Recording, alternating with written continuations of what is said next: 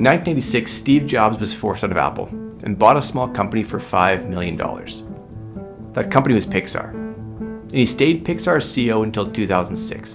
During that time, Steve Jobs taught us valuable lessons about the difference between good teamwork and bad teamwork. You see, in 2000, Pixar was moving offices, and they had plans to build 3 separate offices, one for computer scientists, one for animators, and one for Pixar executives. When Jobs learned about the plans, he scrapped it immediately. Why?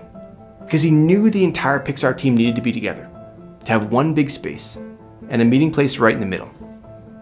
Because he knew that great teamwork requires connection. See, every team's got to figure this out at some point. This is how teamwork goes.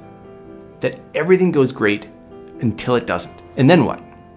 When things get hard, you're losing the championship game, the business stops making money, your marriage is strained. That's the true test. Because every team reaches that moment and they never expect to. So the difference between good teamwork and bad teamwork is defined not when things are easy, but when things get hard. That's when great teamwork comes down to these 3 things.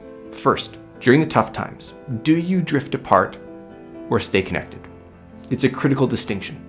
Steve Jobs knew how important that fork in the road can become for a team. He knew there'd be tough times. So his answer? We stay together. We build our office to always be connected. Good times or bad times, we're going to keep running into each other. We're going to keep figuring this out. The Chicago Bulls dynasty lost many times before they finally won. The difference was they stuck together during the bad times. They didn't drift apart. They fixed the problems because they didn't run from the problems. FC Lyon, the amazing women's football team, perhaps the most successful team in the world right now, needed to break through before they went on to win 7 titles in 10 years. When things get hard, grow together. The second key between good teamwork and bad teamwork is trust. For years, Google ran some internal research called Project Aristotle, which was Google's deep data dive into what makes highly effective teams. And the 2 top determinants were feeling safe on the team and feeling like others were dependable. It was trust. Trust that my voice will be heard, that it'll be valued, it'll be appreciated, and at the end of the day, we'll get our work done. Teams aren't always the happiest groups. They don't always make life easier. In fact, oftentimes they make it harder. But when push comes to shove, a good team trusts each other, and everyone has a voice. Think about the best leader you ever worked for. Their bar height was high. Work wasn't easy, but it was fulfilling. You had a role. Others had a role too, and at the end of the day, everyone could trust each other. And that trust is so vital because of the third key between good teamwork and bad teamwork, that teams plateau before they peak. The foundational research into teams was really clear on this point. People like Bruce Tuckman and Timothy Briggs back in the 1960s and 70s figured this out. Teams have a natural plateau. They get together, they start figuring things out, then their performance starts to normalize and level. And not at the level they could be capable of, but at a natural threshold.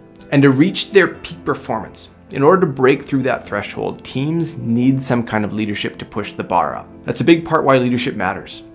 Now that leadership can come in lots of different forms, a motivational breakthrough, a moment where people rally, agitating people out of autopilot, something like that. But oftentimes that leadership doesn't come without some pain, without some discomfort. And if you don't trust each other, when you try to break out of that plateau, you simply break apart.